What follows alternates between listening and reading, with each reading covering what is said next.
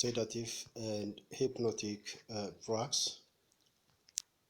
Sedative refers to drugs used for treatments of anxiety, so they are anxiolytic drugs, whereas hypnotic describes a drug which is used for treatments of insomnia, which is a sleeping disorder. So the difference between sedative and hypnotics can be a dose. A drug which is sedative, say for example in 5 milligram, when the dose is increased into 10 milligram, it can induce sleeping. So it can be used for treatments of insomnia.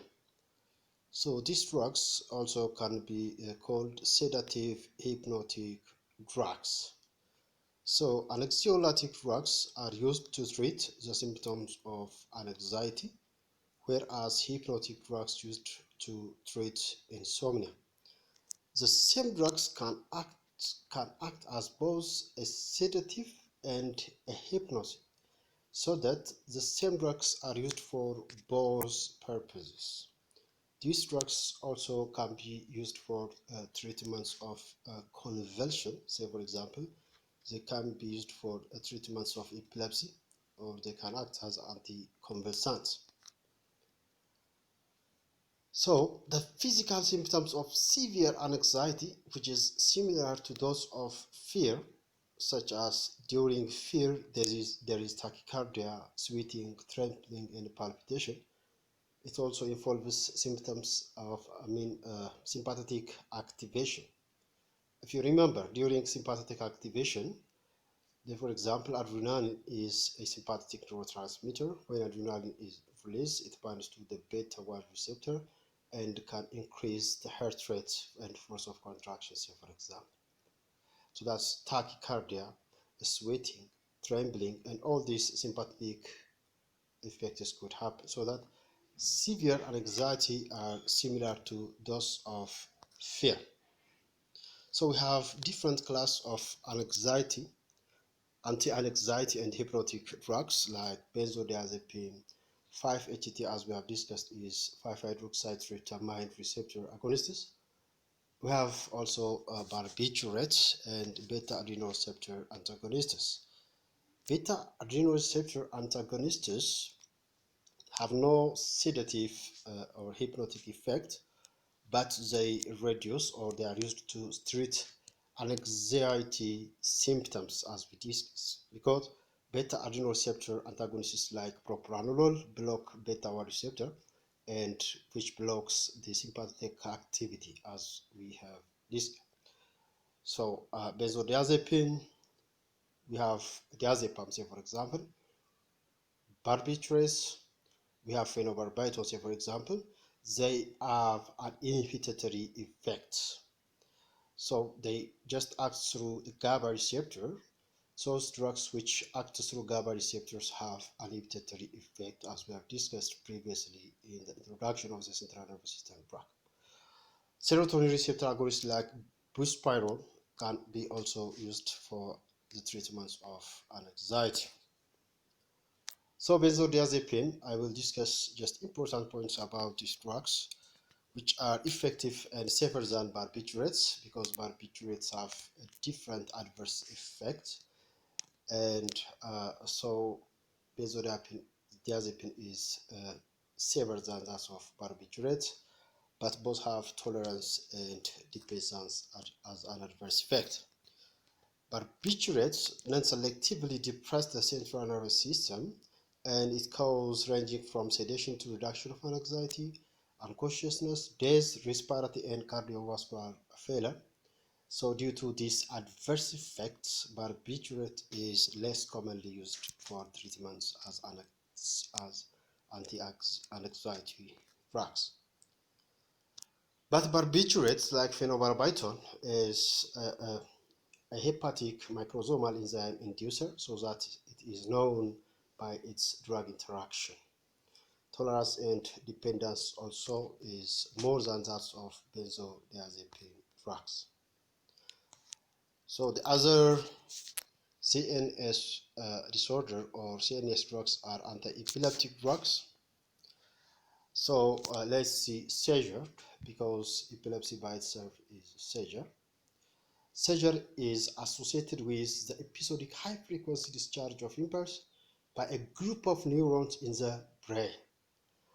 But epileptic seizure is now different, which are seizure events that are caused by excessive, and that seizure is abnormally synchronized.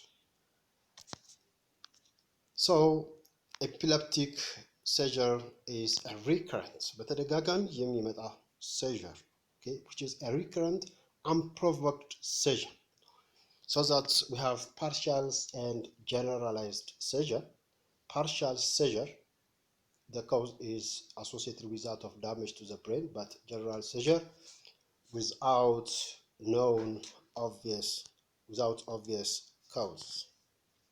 So that as when you take a look at this picture, the partial seizure is associated with damage to the brain.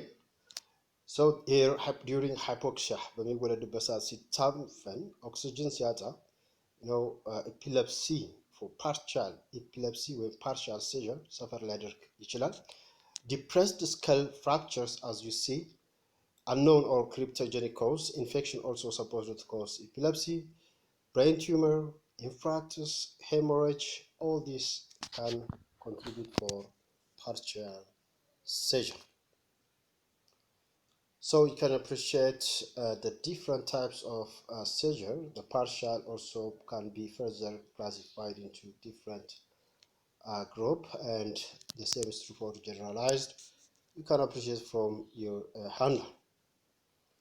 The other very severe and life-threatening seizure is an status epilepticus, which is to or more seizure lasting for a total of 30 minutes or longer without recovery of full consciousness between them. So this type of seizure or epilepsy is which is life-threatening.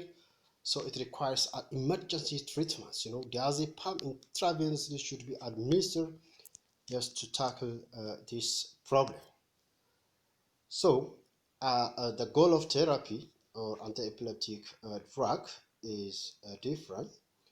As you know, we cannot treat the underlying condition, so epilepsy doesn't have a cure till now. So that's our goal of therapy, is to maximize the seizure control and to decrease the drug side effect. The disease itself, epilepsy, can affect the quality of life of the patient. So one of the goal of therapy is to improve the patient's quality of life and to decrease the frequency and severity of the seizure. So that we have different classification of drug, like classical drugs like phenytoin, phenobarbital, and we have the newer drugs like lamotrigine and gabapentin.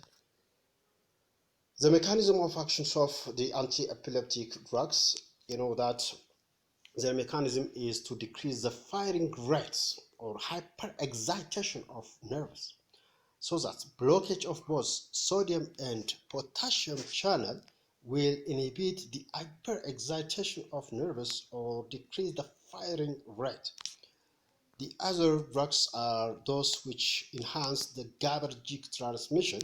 So if you remember from our previous discussion, and those drugs which act on the GABA receptor or stimulate GABA receptor will have an inhibitory effect, will have a depressant effect.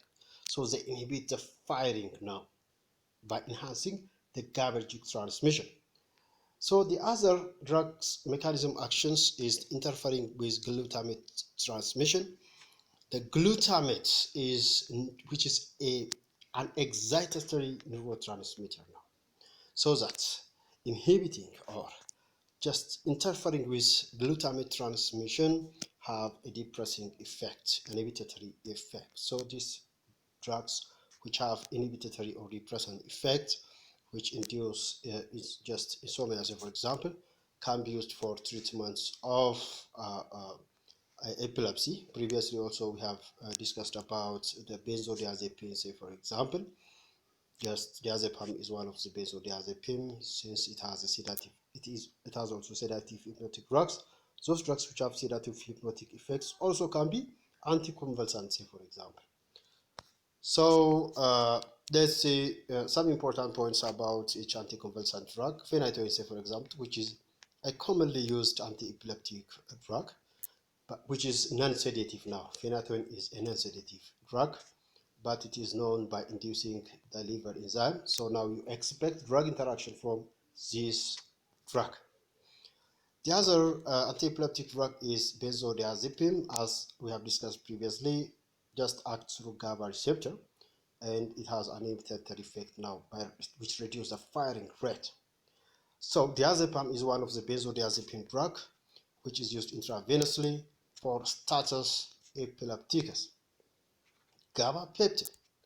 This drug is known to be administered for elderly which is tolerated by elders due to its less adverse effect and due to no pharmacokinetic drug interaction now. So gabapentin is known, which is a good drug for the elderly. The other anticonvulsant drug is carbamazepine. It is a powerful inducer of liver enzymes, liver microsomal enzymes. So now you expect drug interaction from this carbamazepine. Carbamazepine can have a variety of effects. Among them, water retention is one of the effects or the adverse effects of carbamazepine. Valproate is another anticonvulsant drug, which are few side effects, but valproate is potentially hepatotoxic. This drug is non-sedating like that of phenytoin, so that it cannot be used as a sedative hypnotic. This drug, phenobarbital, which is known by its liver enzyme inducing effect, so drug interaction is also what you expect. The most important unwanted effects of this drug is also, which is sedation.